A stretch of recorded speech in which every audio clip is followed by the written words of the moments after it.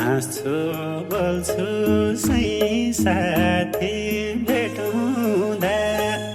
ईश्वरले नि सुनेन मरुँदा कालो बादल फाटेर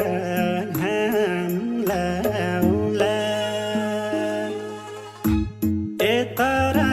मेरो खुसीको दिन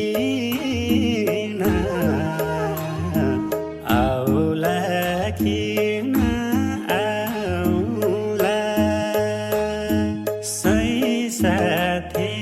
भेटुँदा ईश्वरले नि सुनेन मरुँदा कालो बादल फाटेर घाम लाउला तर